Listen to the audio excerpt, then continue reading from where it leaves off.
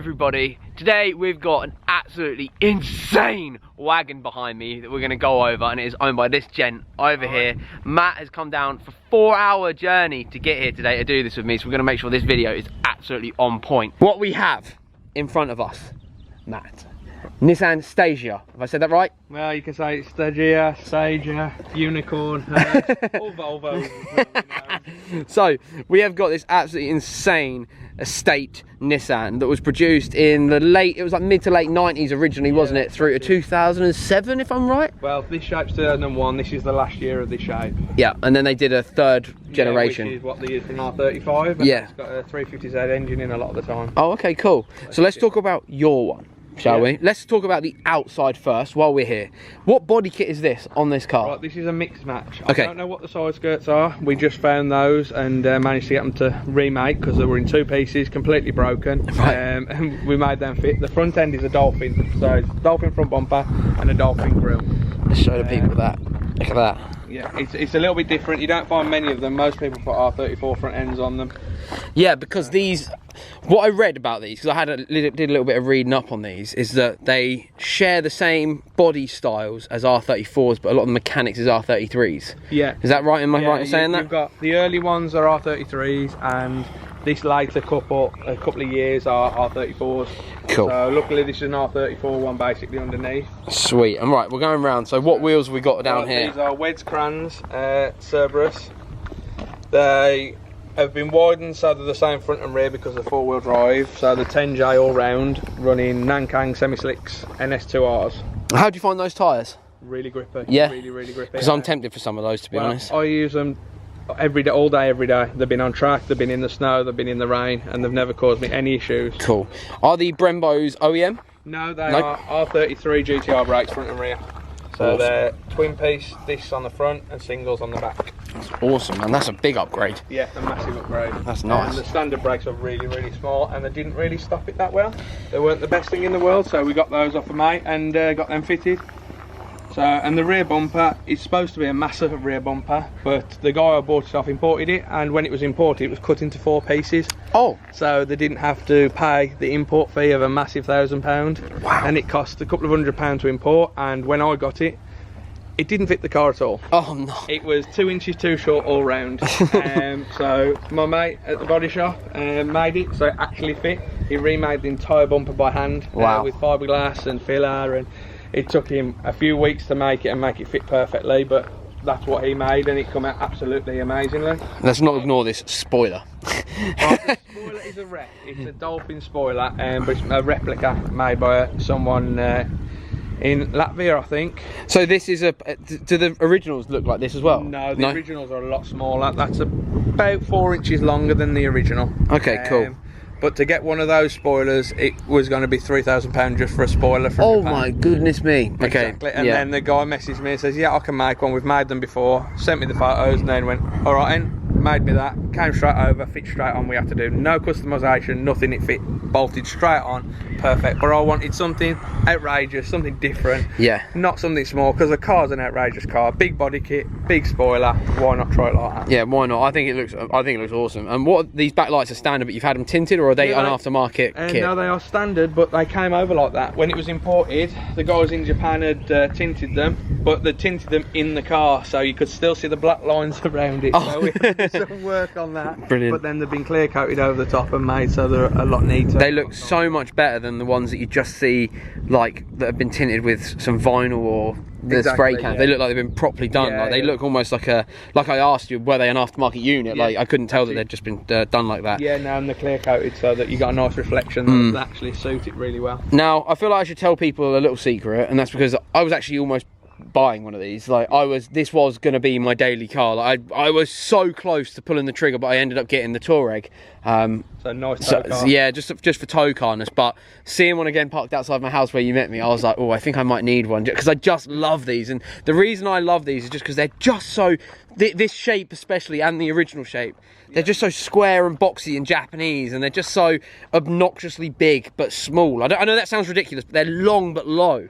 You know, they're not the biggest car. I can put it next to something that's modern and quite big. I mean, if you look, a big Mercedes. My brother's Audi is just there, and it's much taller, and probably about but a bit stubbier. So yeah, I think it's a good comparison kind of thing. You can see like a modern German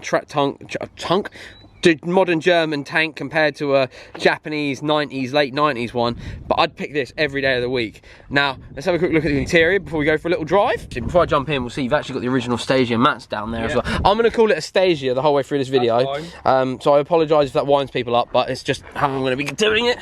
In here we have a beautiful 330 Sparco steering wheel. Yeah. Look at me, mate. Me and my sizes, I know that. You know those. So, yeah, we've got the Sparco suede steering wheel with a Zilla gear knob. Massive gear knob, jeez. The interior is so typically 90s Nissan. Yeah, not much there at all, Not much. It's a bit plasticky like my Silvia there, but I'm not saying that's a bad thing because this is, to me, this is a bit charming. Like, I love this. There's not too much there, there's not too much technology, there's nothing in your face to go massively wrong or anything. So I just wanted to add a few little bits, so like the gauges and stuff. So we've got the gauges up here, and what do we have up here? That is oil pressure, oil temp, and boost. Cool, I couldn't see because none of the lights were on, so I couldn't see what they were. And you also have had the roof lining and the bars done in suede, black suede, so they make the car look so classy in here. Like, compared to that beigey grey colour that can come in it, like the older Nissans. I think it's wicked. And I also love that you've got the name up there, Stagea. It is what it is, I'm sorry people. But yeah, you also have these down here, which I should point out, which are the controls for the air cups. Yep, run the air cups front and rear, so that gives me a little bit of lift because I've got overhang front and rear. I painted the kit, got it all on, and it lasted 3 weeks. And I destroyed the entire lot. Everything had to be rebuilt again. I feel so bad for you. So we went, right, let's put air cups on it, let's see what they're like. Never used them before, so I've got a really stealth set up in the boot and underneath. And we can show you that in a bit. And these seats are very, very similar to Skyline seats. Very much the same as R34s. They're not very different. They just have a different type of headrest on them from what I see, they're not different. Obviously got back seats. Should we show them how big the boot is? Actually, there's a different thing with the back seats as well, which you Oh, is there? Let me see. Right, with the back seats, there's a little lever here, which you think, oh, let's just fold it forward. Actually, the seats recline as well. Oh, cool. All the seats are fully reclinable in the back. I have a mattress behind there, so it won't go much further back. But if I take the mattress out, they'll go near enough flat. That's amazing. So people in the back can just relax. And they have the coolest rear windows ever. Show them, come on, I'll stand back and you can show them how the rear windows go down. I love how it just goes at such a weird angle. So what, because the arch goes around the door? Because the arch is there.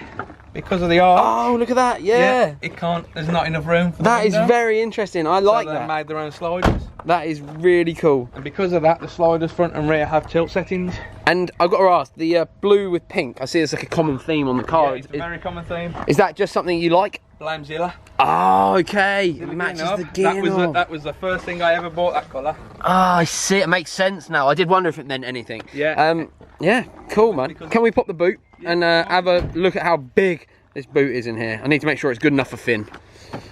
Oh, massive. Look at that.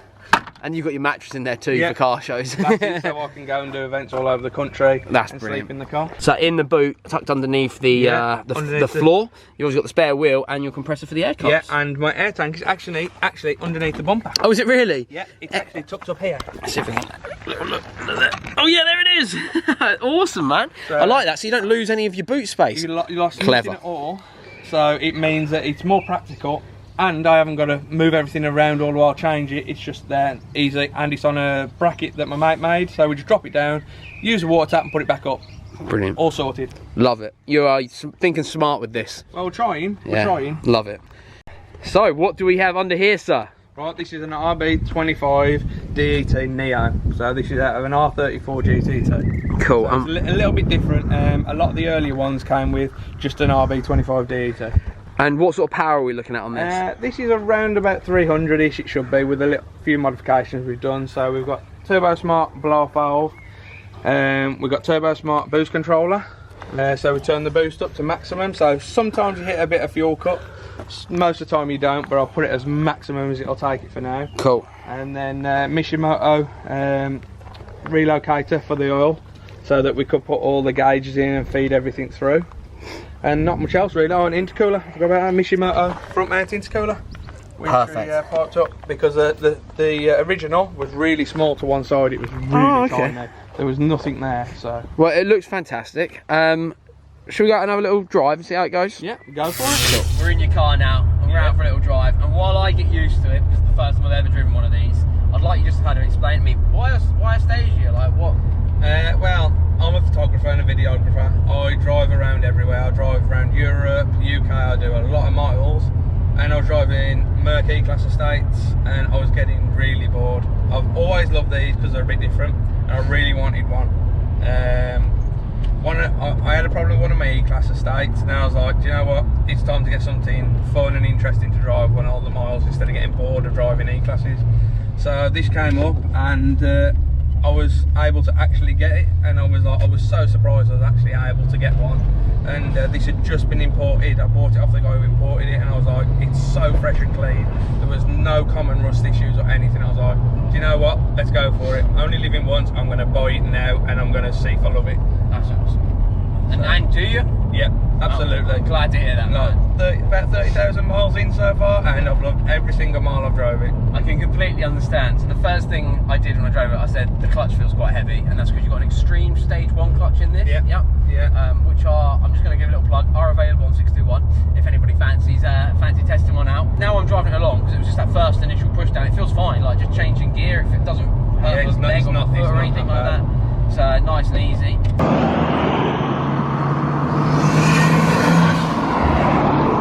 One other thing I noticed straight away is that just driving it for about 1.5 miles, 2 miles, it doesn't feel anywhere near as big as it looks. No, it's got high cast on the back, so that makes it a little bit more nimble, and I think it just feels like you're driving a normal saloon car. Yeah, not even that. I feel like, you know, it just feels like any normal car. The fact that it's about 18 foot long doesn't even cross forget my about mind. that. No, you forget about the overhang. Yeah, I think Finn would be in a different postcode if I did have him in the back, but I don't mind that.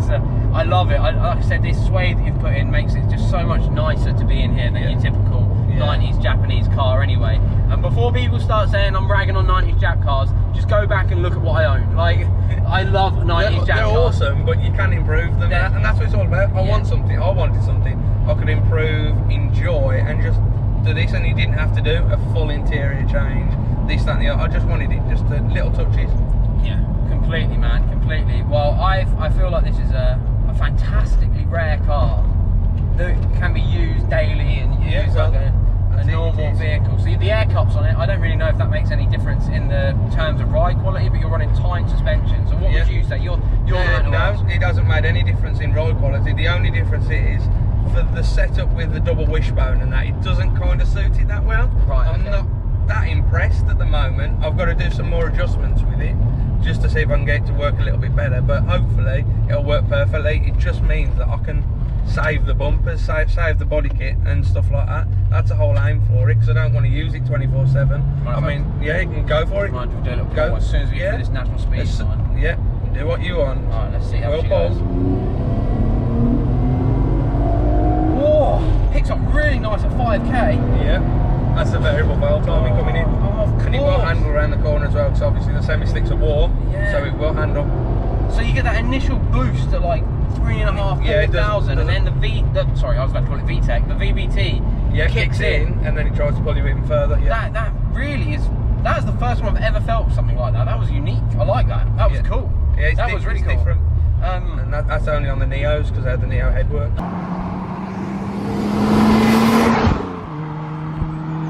Matt, one thing that I really enjoy about this car is that even at like low rev, so at the minute we're doing 30 mile an hour in a 30, I've just dropped it down a second so we can get a little bit of turbo spool going on in a second, because I want people just to hear, hopefully it picks it up quite nicely.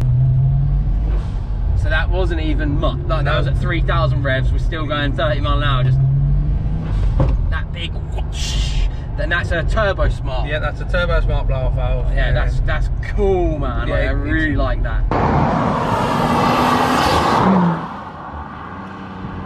So I've had a little drive in it now. I've seen how you drive it, but you did want to take me out, and I said no because I'm too scared. But I just want to kind of summarise how I feel about the car, if that's all right with you, real quick, dude. Yeah.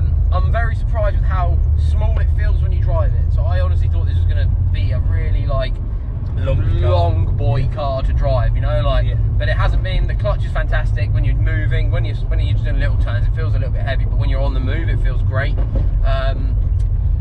the steering is so pinpoint and taut. Does that make sense when I say that? Yeah, it's because of the high cast and how everything works together. It wants to work together, it doesn't work as separate parts trying to make a puzzle. When you accelerate, you've got really nice torque, instantaneous power almost as well. There's not really any lag on this. A little bit of a build up and then it lets loose, and obviously we've got the VVTi.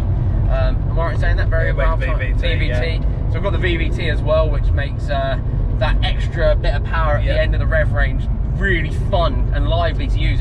That's not the word I thought I'd be pairing this car with, lively, but it is. It's really nice. I love the steering on it. It feels so good for such a big boy car, do you know what I mean? Yeah. It's four-wheel drive obviously, so it was always going to feel pretty good. But overall I love it, and I love all these handmade dials that you had put in, because you made these yourself. I made the pillar myself, and love the suede. I think this is fantastic. These cars get a massive thumbs up from me, which is a real problem now, because I'm going to go look at these online for the next 3 months and work out how I can buy one. I just love them, and this would be almost the perfect fit for me, I feel, with just general life. I guess if I was to buy one, and this works out for everybody we can ask this for, what should I look out for and what should they look out for if they are tempted? Right, if you are tempted, the main thing is rust. It's an old Japanese car. It's rust. It's got the skyline issues of underneath the mirrors. They go because they've got a foam padding, so they just hold the water, and that's what takes the doors out. And then in the engine bay, you've got the strut tops. Because of double skin strut tops, the water can come in from the top or underneath. When it sits there, it just rusts them away. Is that like a Silvia? Does Silvia have the same? Yeah, it does have a similar issue. But all the Skylines have it. It's a really common issue, and it's just because even if the top looks really clean, look underneath, because the bottom could be completely gone, ready to take the top with it. Okay, that's good to know. Do they have any running issues at all ever, or are they fairly good? They're fairly good. It's just an RB25, so you just need to keep it kept all the while. Make sure you're only running it properly when it's warm, then it cool down properly, stuff like that, just so you don't overheat them, you don't blow any issues with turbos and stuff like that, and don't put a lot of pressure through a standard turbo. And is this a standard turbo on this one? Yeah, this is, and I'm at about 0.9 bar. And it runs about 300 or so? Yeah, about 300-ish, and that's as far as it'll push. Any more on the turbo will just kill itself. I feel like if you're using it day to day, and it is a generally day-to-day car, I don't feel like you need to have any more than 300 horsepower. No, not at all. No, it's nippy enough. I mean, it's not the quickest thing in the world, but it's quick enough off the line. You can have fun in it, and it's by far quick enough for the road. I do take this on track, and I still have so much fun, even with GTRs and loads of other cars. I still have a lot of fun. Yeah, and that's what it's about for me. I don't want to go a million miles an hour. I just want to have fun. Yeah, and I think this is such a good car for it, man. Like, it's the one thing it's got that a lot of cars don't is charm. And I know that's a weird thing to say, but when you're driving it around, like, it's got this special thing about it, and I really like it. Everyone looks at it. It looks insane. It looks like something out of an anime with this body kit on it. Do you know what I mean? Like, it really does. Like, I think you've done a great job modifying it. Thank you very much. I genuinely, I'm not even just saying it, like, I really like this car, and everyone should go follow you on Instagram. Do you, I know you've got your photo Instagram account, do you have a personal one? No, he did photos, that's all I do. It is at MDB Images, everything's on there. I do put pictures of this on there and stuff like that, but it is a lot of work, because I travel so much, it's like, it's always to do with work, so it's really nice to share that, because luckily I see people like Forrest Wang and stuff like that, and have a lovely array of different things all the time to share. Cool, and I just share it through that. So. And is there any shout outs you want to give at the end of this video? Biggest shout out to G Motorbodies, who's the guy that actually built this for me. I was down the body shop harassing him near enough every day building this car. I did a lot, as much as I could myself, but painting and stuff and bodywork I can't do. I tried it, can't do it. Yeah, so. Shout out to all the bodywork guys that part with us. Going down there all the time. Have you got it? Because I done exactly the same thing with my one, Nick. I texted him yesterday going, can you do my bumper for me? He was like, oh, I'm going to be really short. I was like, if I bring it down tomorrow, can you just do it for me on my way? And he was like, man, you're killing me. Yeah. So shout out to Nick as well, man. Honestly, like, anybody else you want to? Tarmac Sports for a few bits they got me. Nankang tyres has sorted me out with these awesome NS2Rs, and it's like, they always help me where they can with the tyres. The tyre company in Nuneaton, he always fixes my tyres. I can trust him with my wheels no matter what. Always go down there. Did the alignment as well, and he adjusted it so We got a bit of camber front and rear, exactly the same, so it'll go lovely in a straight line and a handle around the corner. And he let me play around for a bit so we could get the best handling out of it. That's wicked. Right, dude, well, I have to give you a thank you for coming down to me today, for doing this video with me. I know it was a long old drive, and I really hope you are happy with the final product, obviously. I hope everybody out there likes it. Please make sure you follow him on Instagram and give us a subscribe if you're new here. We try and get some really unique cars on the channel, as well as the builds that I'm currently doing as well, so it's all a lot of fun. We're through Manning Street, I've got to give it a little. Oh no, we're through the village, I've got to give it a little. Go on. Always makes you smile. Oh, it really does. It's so good. Thank you, dude. I genuinely appreciate it, man. And thank you guys so much for watching. Yeah, please make sure you subscribe. Check us out, both of us on Instagram. And I'll see you in the next video. Peace.